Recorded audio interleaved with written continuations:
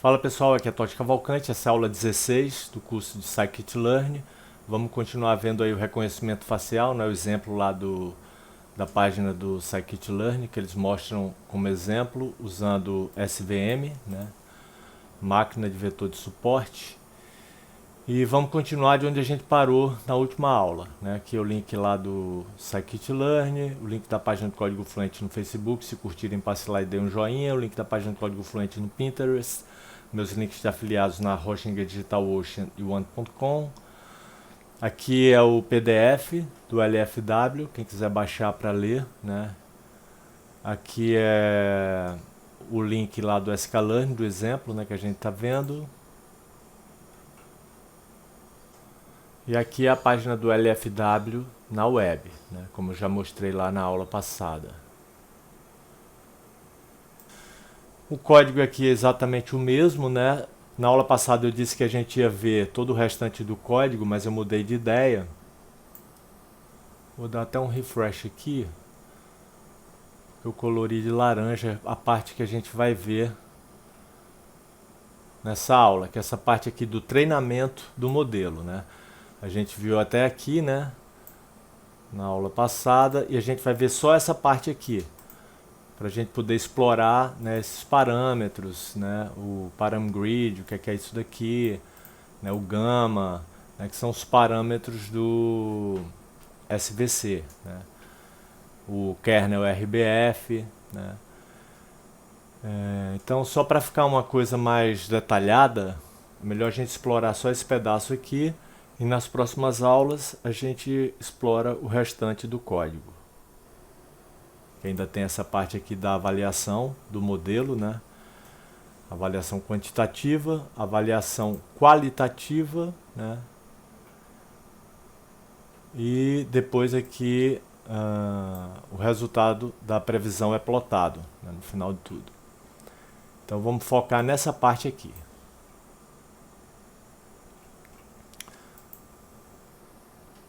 Então, essa parte aqui do código, né, ele vai ter esse print aqui, fitting the classify to the train set.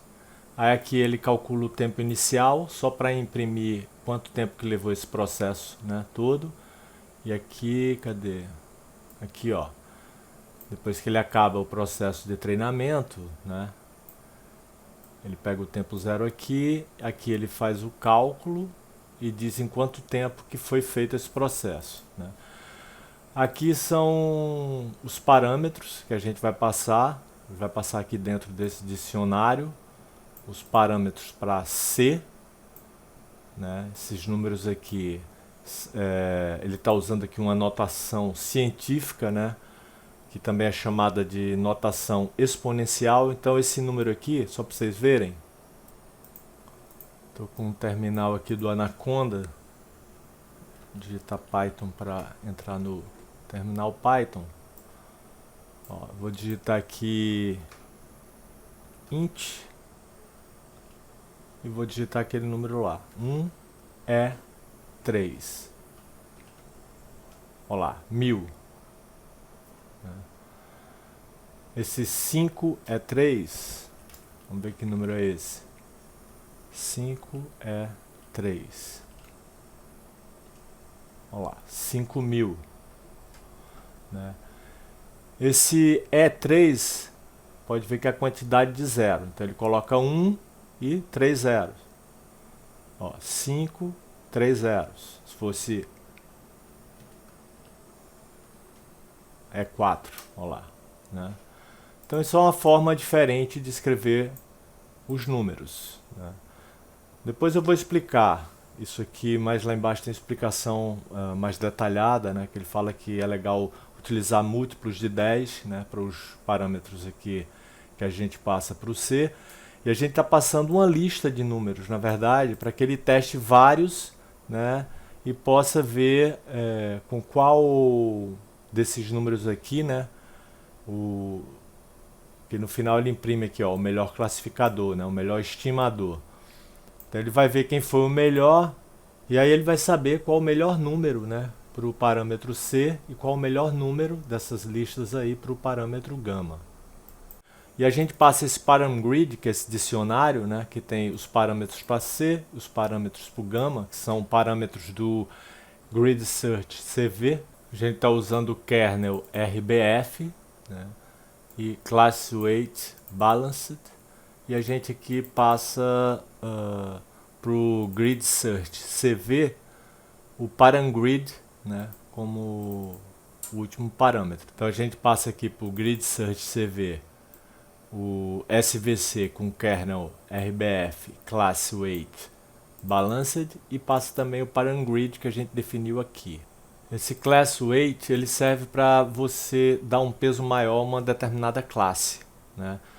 Então vamos dizer que tem uma classe que você quer que ela tenha um peso maior na hora de construir, né, esse modelo, né, porque ele vai, na hora de o grid search, né, você vai passar todos esses parâmetros, né, o param_grid que a gente definiu aqui, como eu já falei, com vários números para ele testar, né, como configuração aí do C, e vários números aqui para o gamma, e aí ele vai testar vários, vai ver qual que saiu melhor, e é o que o Grid Search CV vai devolver para o CLF, que a gente vai treinar, que é o nosso modelo, né? E esse Class Weight, na hora de você fazer isso, vamos dizer que você queira que uma determinada classe tenha um peso maior. Então você vai definir aqui. No caso ela está definida como Balanced. Então aqui todas as classes vão ter o mesmo peso, né? Aqui nessa linha a gente vai utilizar o CLF, que foi definido aqui nessa linha, através do Grid Search CV. E o Grid Search CV ele vai retornar a melhor combinação, né, de parâmetros através do param_grid, né, os melhores parâmetros aí para C e o gamma. E vai jogar no CLF. Aí a gente vai pegar esse retorno que está no CLF, vai usar o método fit, passa o Xtrain PCA, que é o resultado daquela redução de dimensionalidade que a gente fez na aula passada, né? E a gente passa o YTrain, né, que tem as respostas. Daí, como ele tem as perguntas e as respostas, digamos assim, ele sabe como é que o estimador se saiu, né? E aqui ele imprime o estimador, né, o melhor estimador. Então vamos dar uma olhada em tudo isso com mais detalhes, né? Então, continuando de onde paramos na aula 15, treinando um modelo de classificação SVM. Um modelo simples produzido pelo algoritmo Naive Bayes pode se sair melhor do que um SVM executado sem o ajuste de parâmetros, né, que é aquilo que a gente fez com o Grid Search CV, né, passando o param_grid, né, com vários valores para o C e vários valores para o gamma, para ele testar e ver qual é a melhor combinação, né, desses parâmetros. O Naive, né, traduzindo em português, é ingênuo, né? Então, ele é considerado um algoritmo ingênuo por desconsiderar completamente a correlação entre as variáveis, né, entre as features. Isto é, se determinada fruta é rotulada como uma maçã, se ela for vermelha, redonda e tiver mais ou menos 10 centímetros de diâmetro, o algoritmo vai desconsiderar a correlação entre esses fatores e vai lidar com cada um de forma independente. Não há desculpa para não fazer o ajuste de parâmetros, especialmente no Scikit-learn, porque o Grid Search CV cuida de todo o trabalho mais chato, mais árduo, é só preciso paciência para fazer a mágica acontecer. Você não precisa usar o Grid Search CV, você pode escrever todo o código necessário manualmente, mas talvez não valha a pena. Sem o Grid Search CV, você precisaria fazer um loop sobre os parâmetros e executar todas as combinações de parâmetros. Se você estava buscando um resultado com validação cruzada, também será necessário adicionar o código para encontrar os melhores resultados médios de cross-validation em todas as combinações de parâmetros. Então, melhor usar o Grid Search CV. Parâmetros de uma SVM, né? Uma Support Vector Machine, do kernel Radial Basis Function, RBF. Existem dois parâmetros para um SVM do kernel RBF, o C e o gamma. O C é um parâmetro do Support Vector Classification, SVC, que irá aprender com os dados. Refere-se à penalidade por classificar incorretamente pontos de dados. Quando o C é pequeno, o classificador obtém uma boa pontuação, mesmo com pontos de dados classificados incorretamente. Alta tendência, baixa variação. Está aqui, ó, C igual a 1, né, ele separaria os X azul e os quadradinhos vermelhos mais ou menos dessa forma. Aumentando para 10, olha como é que fica, né? Baixa tendência, alta variação. Quando C é grande, o classificador é fortemente penalizado por dados classificados incorretamente. E aqui com C valendo 10.000. O gama é um parâmetro do RBF e pode ser considerado como uma extensão do kernel e, portanto, a região de decisão. Quando o gama é baixo, tipo 0.01, a curva do limite de decisão é muito baixa e, portanto, a região de decisão é muito ampla. Quando o gama é alto, a curva do limite de decisão é alta, o que cria ilhas de limites de decisão em torno dos pontos de dados. Então aqui gama está com 0.01, aqui ele está como 1. Olha como já ficou diferente. Gama mais alto ainda, né? Aqui ele está como 10. Ele criou mais ilhas, está vendo? Para configurar uma grade de parâmetros, né, um parangrid, como a gente fez, né, lá no código, né, lá no grid search CV, cadê? Aqui, né, a gente definiu o parangrid aqui com esses parâmetros, para passar ele aqui para o grid search CV aqui. Vamos voltar lá. Podemos usar múltiplos de 10.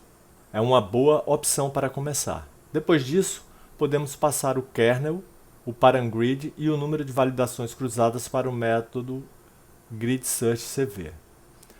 Um exemplo de valores para C e gama é esses aqui, né? No exemplo do scikit, né, no nosso código lá, ele passou esses números aqui que eu já expliquei, né, com notação científica ou notação exponencial, né, que é 1000, 5000, esse aqui 10.000, né? Enfim. Só para esclarecer, usamos no Grid Search CV o SVC, que eu já falei, né? Support Vector, tá errado aqui, Classification. Vou trocar, vou consertar. Já consertei aqui. O SVC, o NUSVC, são apenas implementações diferentes do mesmo algoritmo. O módulo SVM, SVC, né, implementa SVC, o NUSVC, etc. É um invólucro em torno da biblioteca libsvm e suporta diferentes kernels, né, enquanto o linear SVC é baseado na linear, vou botar aqui né? Então, linear SVC é baseado na linear e suporta apenas um kernel, que é o linear. Então, SVC kernel recebendo linear aqui como valor para o kernel é o mesmo que usar o linear SVC. No módulo SVM, né, do scikit-learn, a gente tem o SVC, o NUSVC, a gente também tem o SVR, que é Support Vector Regression, né, regressão vetorial de suporte. Os parâmetros livres aqui no SVR é C e Epsilon. A implementação é baseada na biblioteca libsvm. A complexidade do tempo de ajuste é mais do que quadrática, o que dificulta o dimensionamento para conjuntos de dados com mais de 2.100 amostras. Para conjuntos de dados grandes, considere o uso de linear SVR ou SGD Regressor. O ajuste, isto é, o método fit da classe PCA, aprende sobre os dados, principalmente os componentes e variação explicada, Explained Variance. Nessa linha aqui, ó. A gente chama o método fit, né, do CLF, passando, né, o Xtrain PCA, né, que é a parte de treino, só que com as dimensões reduzidas pelo processo de PCA que a gente fez na aula passada, e o YTrain, né, que tem as respostas que ele vai tentar prever em cima dos dados do Xtrain PCA. Aqui depois a gente vai ter essa linha do print, que é o clf.bestestimator, né? O Best Estimator pesquisa e escolhe o melhor estimador, ou seja, o que deu a pontuação mais alta, ou a menor perda, se especificado, nos dados de teste, isto é, os dados que ficaram de fora do treinamento. Não disponível se refit igual a false. Né? Se a gente usar dessa forma que está aqui, utilizando refit igual a false, a gente não vai ter esse best estimator. Se refit igual a false, o atributo CVResults não incluirá pontuações de treinamento. As pontuações de treinamento na computação são usadas para obter informações sobre como diferentes configurações de parâmetros afetam o trade-off de overfitting e underfitting. No entanto, o cálculo das pontuações no conjunto de treinamento pode ser computacionalmente caro e não é estritamente necessário para selecionar os parâmetros que produzem o melhor desempenho de generalização. Então vamos rodar o código até aí, né? Na próxima aula a gente vai ter uma revisão de SVM aqui básica. Na próxima aula a gente segue explorando o código, a parte de avaliação quantitativa da qualidade do modelo sobre o conjunto de testes. Mas antes de finalizar essa aula, vamos dar uma revisão, uma recapitulada do que é e como funciona SVM. Né? Então vamos rodar primeiro o código antes de dar essa recapitulada. Cadê o código? Até aqui que a gente vai rodar. Então vamos copiar isso aqui, tudo. Copiar. Vou rodar ele aqui no terminal do Anaconda mesmo. Já digitei Python aqui, né? Terminal, vou colar toda essa parte do código que a gente copiou, que é isso aqui, ó. Opa, foi daqui até essa parte laranja. Tá aqui ainda. Deixa eu dar um Enter.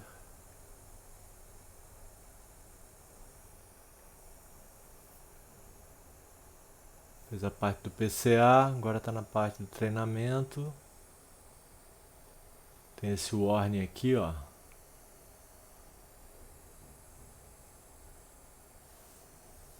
Mas nada demais não. Deixa eu dar o Enter aqui. Vai ter que esperar um pouquinho.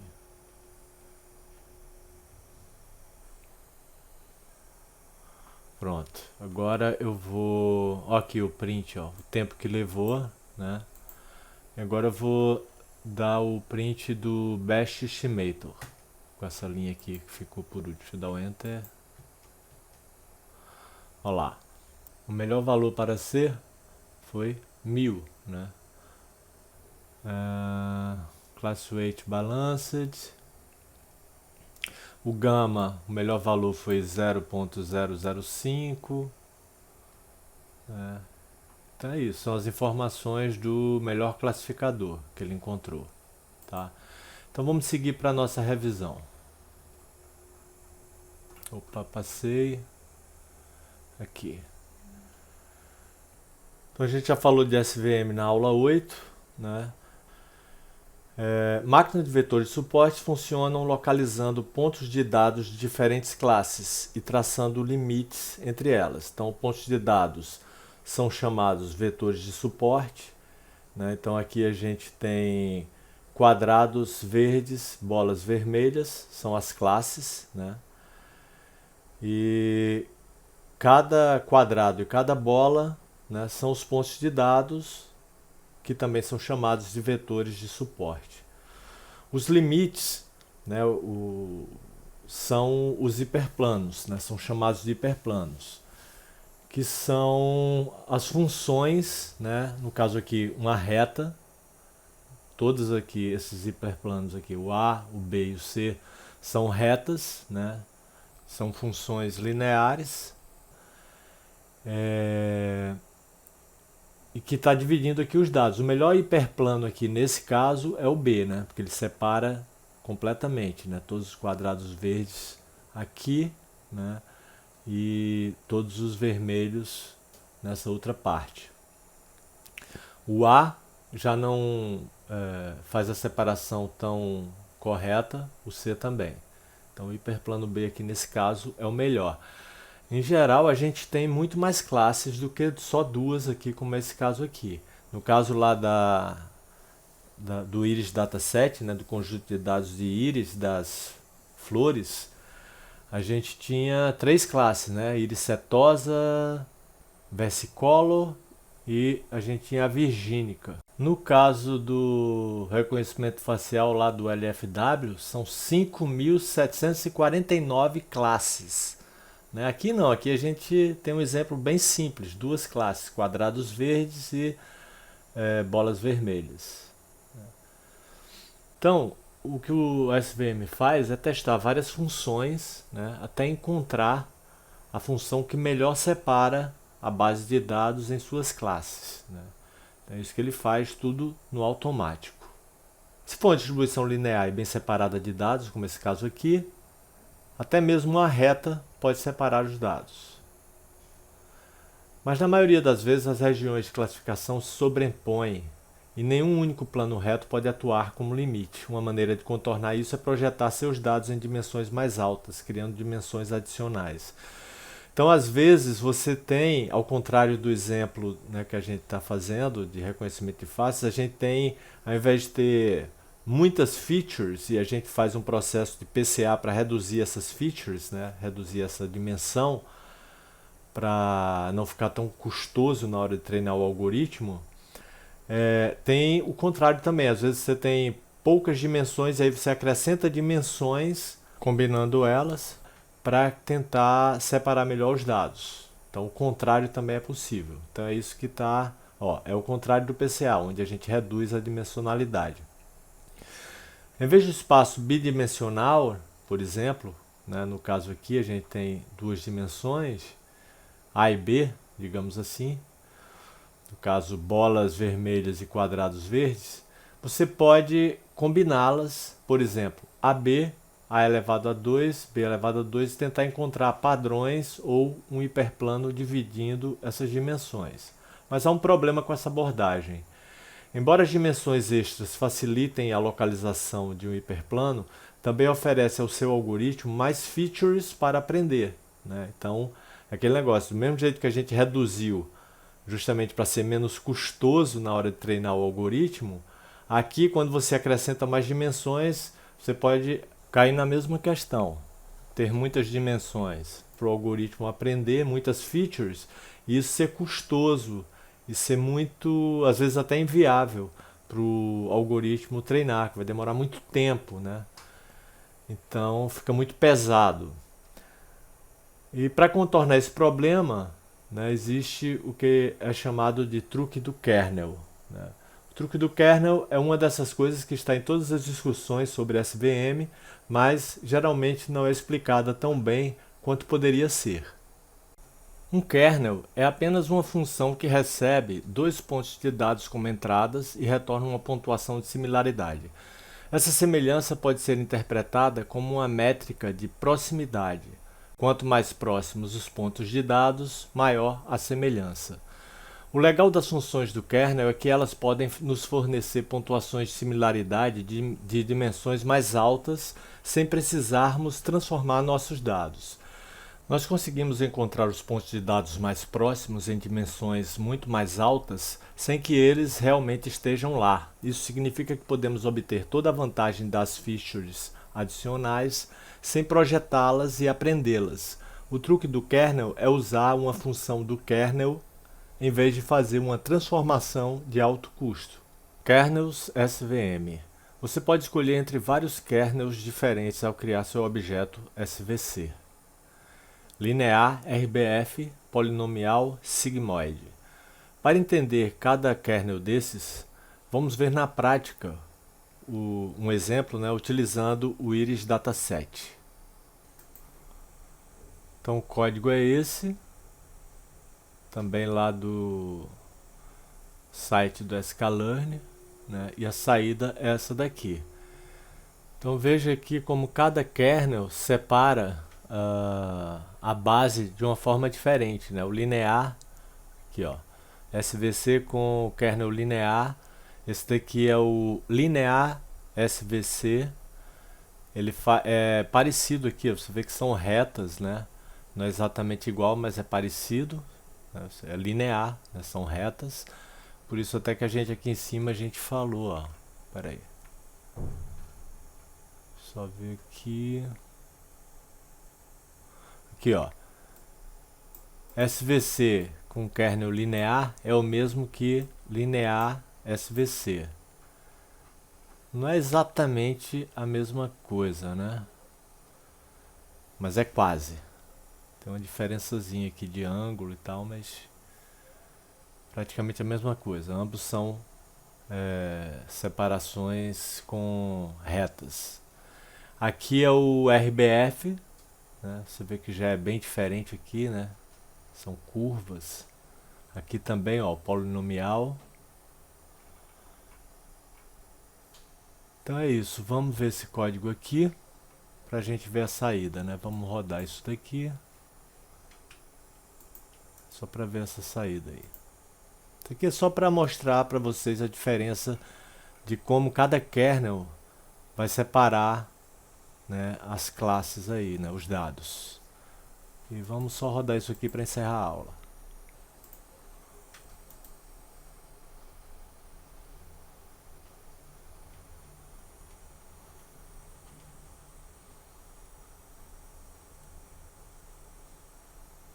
Olha lá a saída. A gente fica por aqui. Na próxima aula a gente vai ver a parte de avaliação quantitativa da qualidade do modelo, né, sobre o conjunto de testes. Quem curtiu aí, passa lá na página do Código Fluente no Facebook e dá um joinha. Link da página do Código Fluente no Pinterest. Meus links de afiliados na Hostinga, DigitalOcean e One.com. Lá embaixo aqui o link para doações, que eu esqueci de falar no começo. É isso, valeu, obrigado, até a próxima e bons estudos!